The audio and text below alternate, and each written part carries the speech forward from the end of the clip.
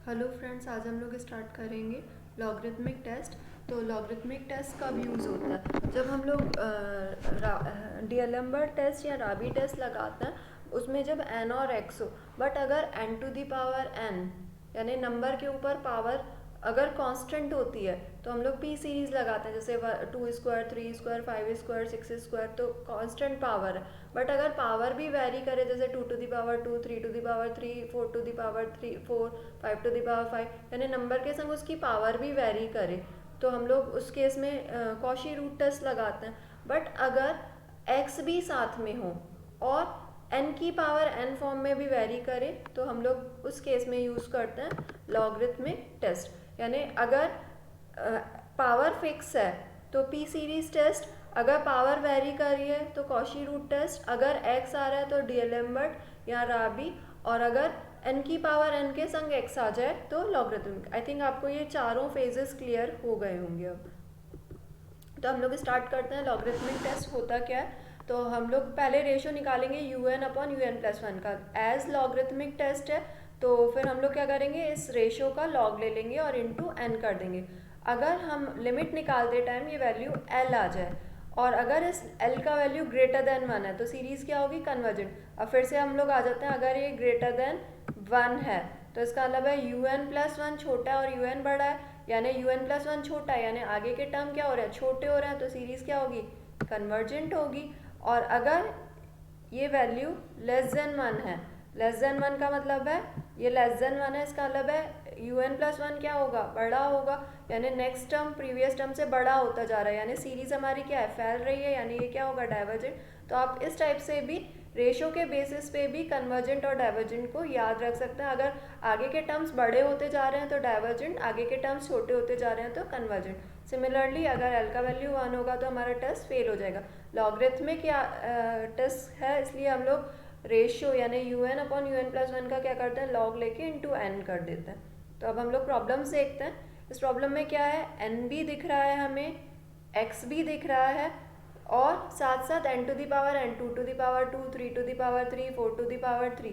Power fix होती तो P test लगाते, पावर वेरिएबल है बट एक्स भी है साथ में, तो हम लोग कॉशी टेस्ट नहीं लगा पा रहे क्योंकि एक्स है, एन एक्स है, तो हम लोग राबी और डीएलएम्बर्ट का भी ऑप्शन था, बट यहाँ पे पावर वेरी कर रही है तो फाइनली हमें लॉग पे ही पहुँचना पड़ेगा।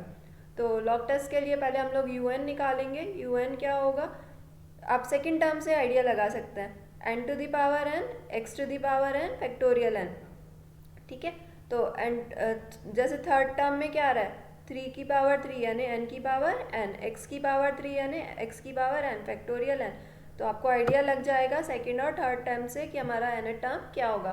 फिर एन को हम रिप्लेस करेंगे एन प्लस वन से, तो ये कितना हो जाएगा, N plus one to the power N plus one, X to the power N plus one upon factorial N. अब हम लोग रेशियो निकालेंगे यू एन प्लस और यू एन का। तो यू एन प्लस वन को अगर मैं यू एन से डिवाइड करूँ तो कितना आ जाएगा, X plus one to the power N plus one upon factorial N plus one, X to the power N plus one, और ये पूरा टर्म नीचे आ जाएगा, X to the power N, N to the power N, factorial N. तो factorial N का एक term N plus one से कट जाएगा, X to the power N plus one को X to the power N plus one ही, sorry, N plus one to the power N plus one को N to the power N plus N ही रखा हुआ है। N factorial N plus one को क्या किया, N plus one factorial N, तो N plus one factorial N और फैक्टोरियल एन कैंसिल आउट हो जाएगा, X to the power N, और X to the power N plus one और X to the power N cut के कितना बचेगा, केवल एक्स बचेगा। तो यहाँ से हम लोग एक और चीज़ देख सकते हैं, ये एन प्लस वन एक है और ये पावर कितनी है, एन प्लस वन, तो एक कट जाएगा, तो कितना बचेगा, X plus one to the power N upon N to the power N X. तो फाइनली अगर मैं इस टर्म की लिमिट निकालूं तो लिमिट क्या आ जाएगी, फाइनली ये कितनी लिमिट आएगी, one plus one upon N to the power N X, और लिमिट निकालूंगी तो इस टर्म की लिमिट कितनी हो जाएगी, ई। तो फाइनली मेरे पास कितना बचेगा, ई एक्स। तो अगर इस, अब मेरा आंसर किस पे डिपेंड, नेचर किस पे डिपेंड कर रहा है, इस ई एक्स पे। अगर ये ई एक्स का वैल्यू लेस देन वन है तो मेरी सीरीज़ क्या होगी, कन्वर्जेंट होगी। ई एक्स का वैल्यू ग्रेटर देन वन है तो मेरी सीरीज़ क्या होगी, डाइवर्जेंट होगी। हमने यहाँ पे रेशियो निकाला है, इसलिए ये हमने कंक्लूजन किससे देखा, डीएलएम्बर्ट रेशियो टेस्ट से। अगर मेरा Ex का वैल्यू 1 है तो मेरा डीएलएम्बर्ट टेस्ट क्या हो जाएगा, फेल हो जाएगा। यानी यहाँ से x का वैल्यू कितना आ गया 1/e। तो अब मेरा डीएलएम्बर्ट टेस्ट फेल होने के बाद अब मैं सीधे लॉग टेस्ट में जंप करूँगी। तो मेरा अब मुझे वैल्यू किसकी निकालनी है, n log un upon un+1 की। तो n tends to infinity n log un की वैल्यू और un अपॉन un+1 में मैंने x की जगह कितना रिप्लेस कर दिया, e। तो सिमिलरली अब ये कितना हो जाएगा, यहाँ पे हम लोग log की प्रॉपर्टी यूज़ करेंगे, log e minus log 1+1n, और ये पावर क्या आ जाएगी आगे। तो फाइनली ये कितना बचेगा, n log e minus n log e log 1+1n।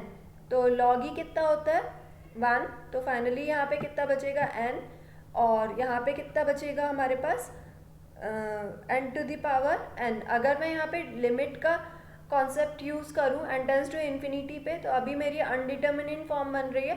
But अगर मैं यहाँ पे डायरेक्टली लिमिट सब्स्टिट्यूट कर देती और यहाँ पे मैं एल हॉस्पिटल रूल यूज़ करती, तो हमारे पास वैल्यू कितनी आ जाती, 1/2 विच इज़ लेस देन 1। तो लॉगरिथमिक टेस्ट से मेरा क्या कंक्लूजन निकला, ये सीरीज़ मेरी क्या है, डाइवर्जेंट। तो हम फाइनली कंक्लूड कर सकते हैं अगर Ex का वैल्यू लेस देन 1 है तो कन्वर्जेंट, Ex का वैल्यू ग्रेटर देन 1 है तो डाइवर्जेंट, अगर Ex इज इक्वल्स टू 1 है तो डाइवर्जेंट। तो अगर आपको ये वीडियो समझ में आया तो आप इसे लाइक, शेयर या सब्सक्राइब भी कर सकते हैं।